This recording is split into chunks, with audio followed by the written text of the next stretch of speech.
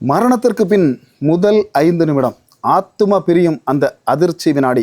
Bible உடைக்கும் மாபெரும் ரகசியம். ஜீசஸ் காலிங் டிவியின் வேதாகமத்தின் மறைக்கப்பட்ட 1000 மர்ம முடிச்சுகள் நிகழ்ச்சிக்கு உங்களை வரவேற்கிறேன். மருத்துவர்கள் சொல்லாத அந்த உண்மை, கண்கள் மூடிய அடுத்த நொடி என்ன நடக்கும்? லூக்கா 16 ஒளிந்திருக்கும் மரண ரகசியம். மரணத்திற்கு பின் முதல் 5 நிமிடங்களில் என்ன நடக்கும்? ஆத்துமா பிரியும் அந்த பதபதைக்கும் வினாடி. மரணம், இந்த வார்த்தையை கேட்டாலே ஒட்டுமொத்த மனிதகுலமும் பயத்தில் நடுங்குகிறது. ஒரு மனிதன் படுக்கையில் கிடக்கிறான், மூச்சு திணறுகிறது, அவனுடைய இதயம் துடிப்பதை நிறுத்துகிறது. மருத்துவர்கள் ஓடி வந்து பரிசோதித்து விட்டு அவர் இறந்து விட்டார் என்று அறிவிக்கிறார்கள். உலகத்தை பொறுத்தவரை அவனுடைய கதை முடிந்து விட்டது. உறவினர்கள் அழ ஆரம்பிக்கிறார்கள். அவனுடைய சரீரத்தை புதைக்கவோ எரிக்கவோ ஆயத்தப்படுத்துகிறார்கள். ஆனால் அறிவியல் முற்றுப்புள்ளி வைக்கும் அந்த வினாடியில்தான் பைபிள் மாபெரும் ஆவிக்குரிய சரித்திரம் ஆரம்பமாகிறது. மருத்துவர் இறந்து விட்டார் என்று சொன்ன அதே நொடியிலிருந்து அடுத்த 5 நிமிடங்களுக்குள் அந்த மனிதனுக்கு என்ன நடக்கிறது தெரியுமா? அவனுடைய ஆத்துமா எப்படி உடலை விட்டு பிரிகிறது?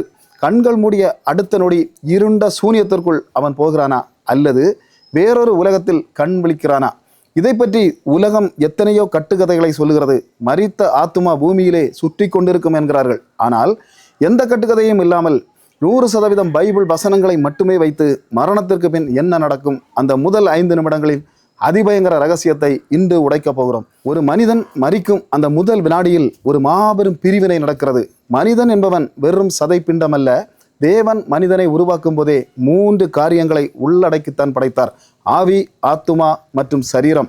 மரணம் சம்பவிக்கும் அந்த வினாடியில் இந்த 3ம் என்ன ஆகிறது என்பதனை பழைய ஏற்பாட்டில் சாலமோன் ராஜா மிக துல்லியமாக பதிவு செய்தார். பிரசங்கி 12:6-7 மண்ணானது தான் முன்பிருந்த பூமிக்கு திரும்பி ஆவி தன்னை தந்த தேவனிடத்திற்கு மறுபடியும் போவதற்கு முன்பும். இந்த வசனத்தை நன்றாக கவனியுங்கள். பைபிள் சொல்லுகிறது, நம்முடைய ஆவிக்குரிய உடலையும் மாமிச உடலையும் இணைத்து வைத்திருக்கும் அந்த ஆவிக்குரிய இணைப்பு துண்டிக்கப்பட்டு அந்த வினாடிதான் மரணம். துண்டிக்கப்பட்ட அடுத்த வினாடி மண்ணானது பூமிக்கு திரும்புகிறது. அதாவது உங்களை சுற்றி அழும் உறவினர்கள் பார்ப்பது இந்த மண்ணான சரீரத்தை மட்டும்தான். ஆனால் உங்களுக்கு உயிர் கொடுத்த அந்த ஆவி நீதியுள்ள நியாயாதிபதியாகிய தேவனிடத்திற்கு திரும்பி போகிறது. சரி, உடம்பு மண்ணுக்குள் போய்விட்டது, உயிர் தேவனிடத்தில் போய்விட்டது. அப்படி என்றால் நீங்கள் எங்கே போகிறீர்கள்?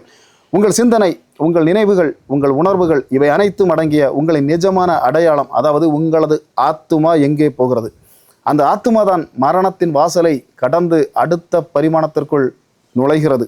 ஆத்துமா உடலை விட்டு பிரிந்த அந்த முதல் நிமிடத்திலேயே என்ன நடக்கும் என்பதை மனித சரித்திரத்திலேயே முதல் முறையாக இயேசு கிறிஸ்து மட்டும்தான் தன் சொந்த வார்த்தைகளால் லூக்கா 16வது அதிகாரத்தில் உடைக்கிறார்.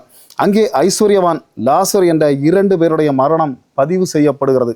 லூக்கா 16:22-23 வசனங்களில், பின்பு அந்த தரித்திரன் மரித்து தேவ தூதர்களால் ஆபிரகாம் மடியிலே கொண்டு போய் விடப்பட்டான். ஐஸ்வர்யவானும் மரித்து அடக்கம் பண்ணப்பட்டான். பாதாளத்திலே அவன் வேதனைப்படுகிற போது தன் கண்களை ஏறெடுத்து பார்த்தான். அங்கே ஒரு மனித அறிவை முடக்கும் சத்தியம் ஒளிந்து கிடக்கிறது. லாசர் என்ற ஏழை விசுவாசி மரித்த அடுத்த வினாடி அவனுடைய ஆத்துமா இருட்டில் அலையவில்லை. அவனை பரலோகத்திற்கு பாதுகாப்பாக அழைத்து செல்ல தேவ தூதர்கள் அங்கே காத்து கொண்டே இருக்கிறார்கள். ஆம், தேவனுடைய பிள்ளைகள் மரிக்கும் போது அவர்களை வரவேற்க பரலோகத்தின் தூதர்கள் அந்த வினாடியே அங்கே வந்து விடுகிறார்கள். ஆனால் தேவனை அறியாத அந்த ஐஸ்வர்யவானுக்கு என்ன நடந்தது? அவன் மரித்த அடுத்த வினாடி பாதாளத்திலே வேதனைப்படுகிற போது தன் கண்களை திறந்தான் என்று பைபிள் சொல்லுகிறது. மரித்த அடுத்த 5 நிமிடத்திற்குள் எந்த ஒரு ஆத்துமாவும் தூங்குவதில்லை. அந்த ஐஸ்வர்யவானுக்கு நினைவுகள் இருந்தன. அவன் கண்களை திறந்து பார்த்தான். அவனுக்கு தாகம் எடுத்தது. அவன் நரகத்தின் நெருப்பில் வேதனையை உணர்ந்தான். உடலை விட்டு ஆத்துமா பிரிந்த அந்த நொடியே உங்கள் கண்கள் ஆவிக்குரிய உலகத்தில் 100% விழித்து கொள்ளுகின்றன. உங்களை அழைத்து செல்ல வந்திருப்பது தேவதூதர்களா அல்லது பாதாளத்தின் பிசாசுகளா என்பதை அந்த முதல் 5 நிமிடத்தில் உங்கள் ஆத்துமா நேருக்கு நேராக பார்க்க போகிறது. அந்த முதல் 5 நிமிடங்களில் நடக்கும் இன்னொரு பயங்கரமான காரியம் என்ன தெரியுமா? திரை கிழிக்கப்படுகிறது. 2 ராஜாக்கள் 6வது அதிகாரத்தில் எலிசாவின் வேலைக்காரன் சுற்றி வளைத்த எதிரியின் இராணுவத்தை பார்த்து பயந்து நடுங்குகிறான். அப்போது எலிசா, ஆண்டவரே, இவன் பார்க்கும்படி இவன் கண்களை திறந்தருளும் என்று ஜெபித்த உடனேயே அந்த வேலைக்காரனுக்கு ஆவிக்குரிய கண்கள் திறக்கப்பட்டு மலையை சுற்றிலும் அக்கினி குதிரைகளும் இரதங்களும் நிற்பதை நேரில் பார்க்கிறான். நாம் உயிரோடு இருக்கும் வரை இந்த மாமிச சரீரம் என்பது ஆவிக்குரிய உலகத்தை மறைக்கும் ஒரு திரை போல செயல்படுகிறது. ஆனால் மரணம் என்ற கத்திரிக்கோல் அந்த திரையை கிழிக்கும் அந்த வினாடியில் உங்கள் ஆவிக்குரிய கண்கள் சட்டென்று திறக்கப்படுகிறது. நீங்கள் வாழ்நாள் முழுவதும் நம்பிய தேவன் எவ்வளவு உண்மையானவர் என்பதனை அந்த வினாடியில் உங்கள் கண்கள் பார்க்கும். அது மட்டுமல்ல, இதுவரை நீங்கள் நம்பாத உலகத்தின் கண்களுக்கு தெரியாத பிசாசுகளும் தேவ தூதர்களும் பரலோகமும் நரகமும் 100% நிஜம் என்பதனை ஒரு திரைப்படத்தை போல அந்த ஆத்துமா நேருக்கு நேராக தரிசிக்கும். ஆனால் அந்த முதல் 5 நிமிடங்களில் நடக்கும் மிக முக்கியமான, மாற்றவே முடியாத ஒரு மாபெரும் ஆவிக்குரிய சட்டம் ஒன்று இருக்கிறது. அதுதான் உங்களுடைய நித்தியத்தை தீர்மானிக்கும் இறுதி தீர்ப்பு.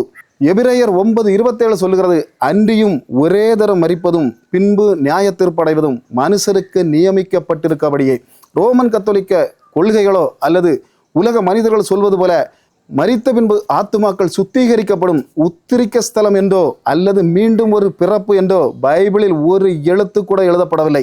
நீங்கள் மரித்த அந்த முதல் 5 நிமிடங்களில் நீங்கள் பூலோகத்தில் இயேசு கிறிஸ்துவை ஏற்றுக்கொண்டீர்களா இல்லையா என்பதை பொறுத்து உங்கள் ஆத்துமா செல்ல வேண்டிய இடம் நிரந்தரமாக தீர்மானிக்கப்பட்டு முத்திரையிடப்படுகிறது.